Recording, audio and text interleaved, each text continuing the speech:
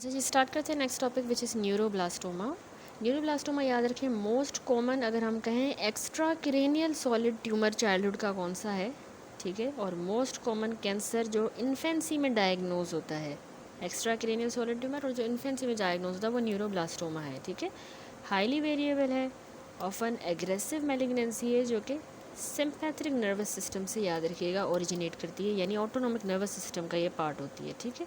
तो इसका सबसे पहले मैं आपको केस प्रेजेंट करती हूँ न्यूरोब्लास्टोमा का। अच्छा जी, केस है, इस पिक्चर को देखें ज़्यादा इजी हो जाएगा। 3 साल की बच्ची आती है, प्रेजेंट करती है मदर उसकी, ठीक है, जो भी अटेंडेंट है। खैर 3 ईयर ओल्ड बच्ची जो है प्रेजेंट करती है डिक्रीज्ड एनर्जी के साथ, लॉस ऑफ एपेटाइट, ठीक है, और इनलार्जिंग एब्डोमेन। उस बच्ची का जो एब्डोमेन है वो भी इनलार्ज हुआ है over the past few weeks. भूख भी नहीं लग रही है, एनर्जी भी नहीं है, एब्डोमेन इनलार्जिंग है। अब जो है इस बच्ची को जो है इंटरमिटेंट इमेसिस हो रही है, वॉमिटिंग, और फिजिकल एग्जामिनेशन पे पेलारनेस है, बायलेटरल प्रोप्टोसिस है, ठीक है। प्रोप्टोसिस होता है कि आंखें बाहर निकली हुई हैं, ठीक है। और पेरी ऑर्बिटल देखिए डिस्कलरेशन भी मिल रही है, इस इकाइमोसिस, और लार्ज इरेगुलर एब्डोमिनल मास भी मिल रहा है अलोंग हर लेफ़्ट फ्लैंक, ठीक है। लेफ़्ट फ्लैंक पे लार्ज मास मिल रहा है, एब्डोमिनल मास इरेगुलर किस्म का, क्रॉसेस द मिड लाइन, यानी मल्टी क्वाड्रेंट एब्डोमिनल मास है। इन्वेस्टिगेशन की गई तो बच्ची को जो है वो पैनसाइटोपिनिया है, ठीक है। तो ये पैनसाइटोपिनिया इन्वेस्टिगेशंस पे मिला। ये टिपिकल केस है न्यूरोब्लास्टोमा का। एक्चुअली ये न्यूरोब्लास्टोमा याद रखें मेलिग्नेंसी है न्यूरल क्रेस्ट सेल्स की। ये जो हमारे पैरास्पाइनल सिंपैथेटिक गैंग्लिया होते हैं ना, उनसे अराइज करती है, और एड्रिनल मेड्यूला से, ठीक है। याद रखिए कि ये एक मेलिग्नेंसी है न्यूरल क्रेस्ट सेल्स की, और जो हमारे पैरास्पाइनल सिंपैथेटिक गैंग्लिया हैं उनसे ये अराइज करती है, ठीक है। यानी जो प्रिमिटिव न्यूरल क्रेस्ट सेल्स होते हैं ना, न्यूरोब्लास्ट, वो मेच्योर नहीं हो पाते और सिंपैथेटिक नर्वस सिस्टम बनाते हैं, ठीक है। तो उनमें से न्यूरोब्लास्टोमा अराइज करता है। सिंस ये सिंपैथिक नर्वस सिस्टम जो हमारे नेक से लेके पेल्विस तक होता है, रन कर रहा है, तो न्यूरोब्लास्टोमा कहीं पे भी इस चेन में हो सकता है। 2/3 ऑफ द ट्यूमर एब्डोमेन में होते हैं, ठीक है। 40% जो मोस्ट कॉमन प्राइमरी साइट है वो एड्रीनल ग्लैंड है, ठीक है। 25% जो है एब्डोमिनल सिंपैथेटिक गैंग्लिया में हो सकती है, 15% थोरेसिक यानी चेस्ट रीजन में हो सकती है, ठीक है। और नेक या पेल्विस में वैसे लेस कॉमन है। तो एज इसकी ऑनसेट की बच्चे ज़्यादातर 5 साल की उम्र से पहले डायग्नोज हो जाते हैं, और उनमें इन्फेंट्स में ये पार्टिकुलरली प्रिवेलेंट है न्यूरोब्लास्टोमा, ठीक है। Second most common solid tumour of childhood, 7% incidence, only brain tumours are more common. तो neuroblastoma occur predominantly in the infants and preschool children less than 2 years. Clinical finding इसमें क्या है, थोड़ा सा मैं इसकी बैकग्राउंड बता दूँ। इतना वैसे डीप जाने की ज़रूरत नहीं है। इसके जेनेटिक या मॉलिक्यूलर फीचर्स को आप छोड़ दें, उस पर जाने की ज़रूरत नहीं है, आप डायरेक्ट आ जाएंगे इसमें क्लिनिकल फाइंडिंग्स हमें क्या मिलती हैं। सिम्टम्स जो है वो प्राइमरी साइट के हिसाब से होते हैं, ठीक है। About 1/2 newly diagnose patient with neuroblastoma have distant metastasis हुई चुकी होती है जब वो डायग्नोसिस पे आते हैं और वो जब बीमार होते हैं। तो सबसे पहले abdominal tumour, most common sign जो है क्या मिलेगा, फर्म किस्म का इरेगुलर। इसकी मैं आपको साथ साथ पिक्चर दिखाती हूँ। ये फिगर देखें, एब्डोमेन में जो है ना मोस्ट कॉमन साइन होता है कि फर्म इरेगुलर और नॉन टेंडर एब्डोमिनल मास होगा, ऑफन मिड लाइन को वो क्रॉस करेगा, अनलाइक द विल्म्स ट्यूमर, क्योंकि विल्म्स ट्यूमर जो है वो मिड लाइन को क्रॉस नहीं करता, ठीक है। और बच्चा जो है उसको पेन, कॉन्स्टिपेशन और यूरिनरी रिटेंशन भी होगी। तो ये पिक्चर भी देखें तो मोस्ट कॉमन जो इसमें प्राइमरी प्रेजेंटेशन है वो यही है। हाफ जो है एक्स्ट्रा एड्रिनल टिश्यू से अराइज करते हैं, हाफ एड्रिनल मेड्यूला से। प्रेजेंटिंग फीचर ये एब्डोमिनल मास होगा, किडनी को डिस्प्लेस कर रहा है, डिस्प्लेस द किडनी एंटेरोलेटरली इन्फीरियरली, ठीक है। वो एड्रिनल का है ना मास, उसी की वजह से एब्डोमिनल ट्यूमर बन रहा है ना, क्योंकि ज़्यादातर एड्रिनल एक्स्ट्रा एड्रिनल टिश्यू से वो है, और बाकी ज़्यादातर एड्रिनल मेड्यूला से होते हैं। तो वो किडनी के ऊपर होते हैं एड्रिनल, तो उसको इसने एंटेरोलेटरली डिस्प्लेस कर दिया इन्फीरियरली। एब्डोमिनल पेन होगा बच्चे को, और सिस्टेमिक हाइपरटेंशन होगी, ठीक है। एब्डोमेन पेन भी होगा। दूसरा है थोरेसिक ट्यूमर। अगर थोरेसिक होगा तो वो पोस्टीरियर मेडियस्टिनम में लोकेटेड होता है, उसमें जो है ब्रीदिंग प्रॉब्लम या इसमें रेस्पिरेटरी डिस्ट्रेस होगा। वो चेस्ट रेडियोग्राफ पे इंसिडेंटल फाइंडिंग भी होती है, ठीक है। तब जाके अचानक से पता लगता है इमेजिंग के दौरान कि इसको तो थोरेसिक ट्यूमर है।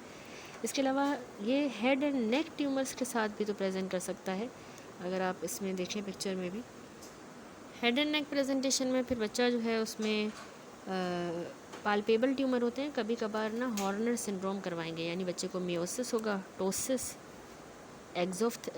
मियोसिस होगी, ठीक है, टोसिस, इनोफ्थेल्मोस, एनहाइड्रोसिस और heterochromia of the iris on the affected side, ठीक है।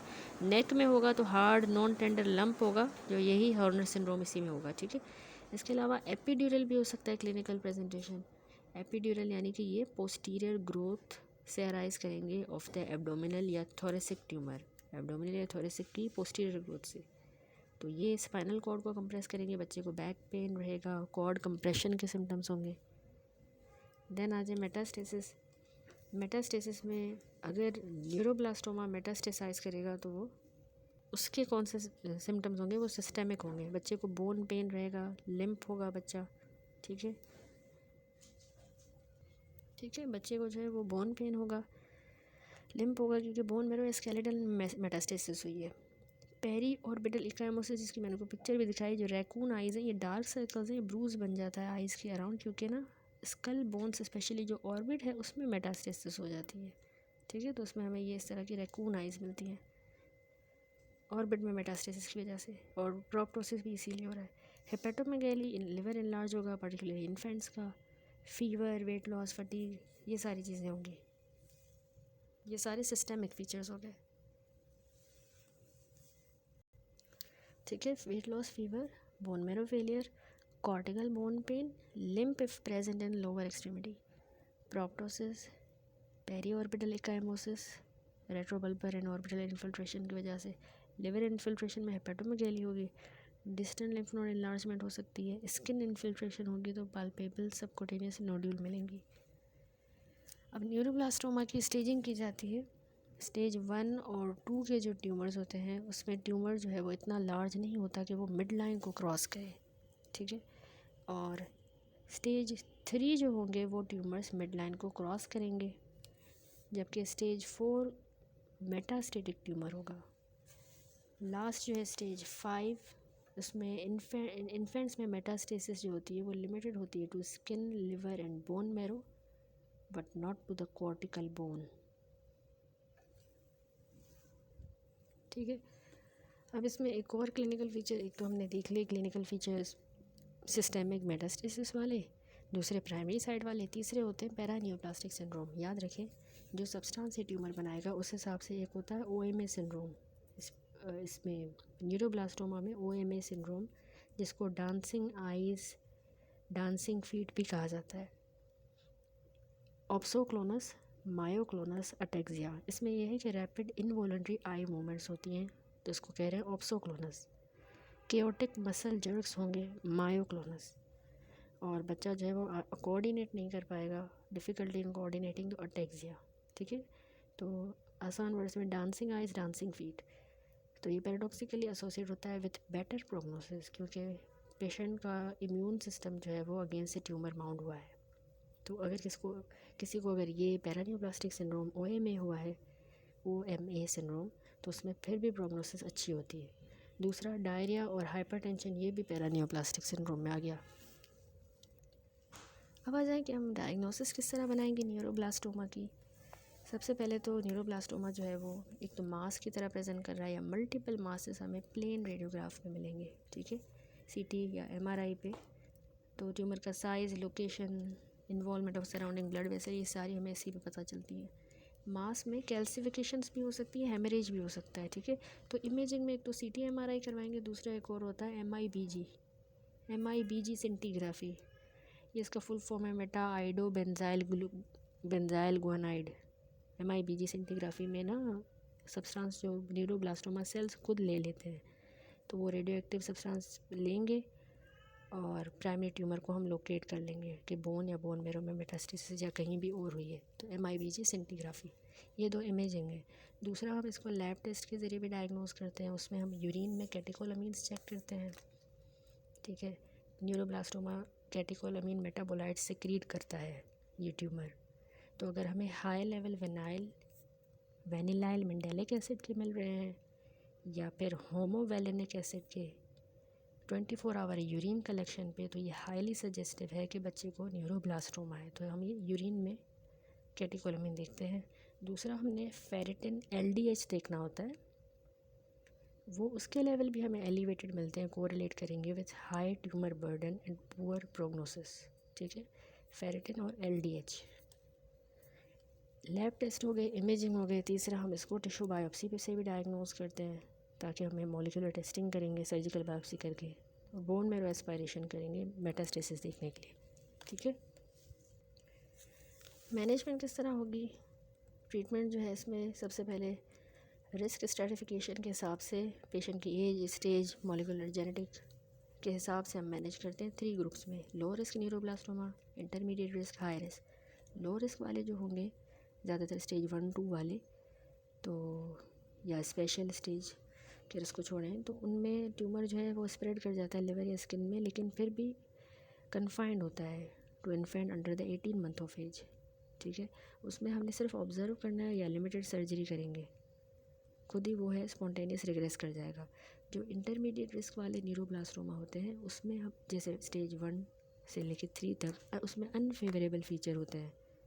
ठीक है, तो उसमें हम इंटेंसिव ट्रीटमेंट देंगे, कीमोथेरेपी के बाद सर्जरी भी करनी होगी।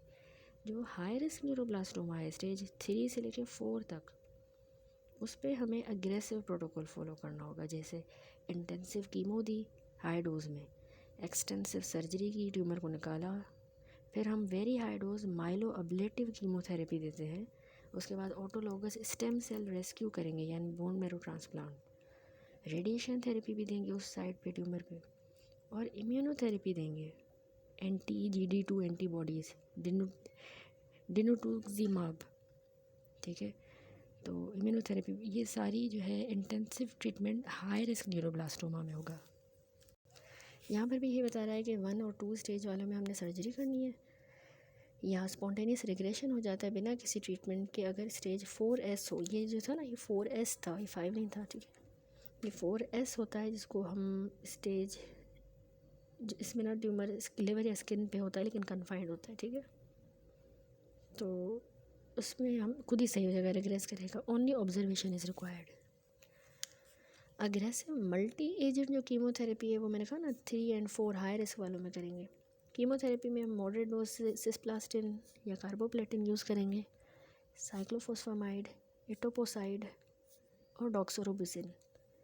Autologous bone marrow transplantation for stage 3 और 4 patient who have poor prognosis. Prognosis 1 साल से कम उम्र का बच्चा, यंग इन्फेंट है तो उसकी बेस्ट होगी। 1 और 2 स्टेज पे भी गुड प्रोग्नोसिस है, स्टेज 4S में भी। 3 और 4 में पुअर होगी, और अगर सीरम मार्कर हमें एलिवेटेड मिल रहे हैं तो उस केस में भी पुअर प्रोग्नोसिस मिलती है। That's it. तो ये टॉपिक कंप्लीट हुआ neuroblastoma. Next is the Wilms tumour.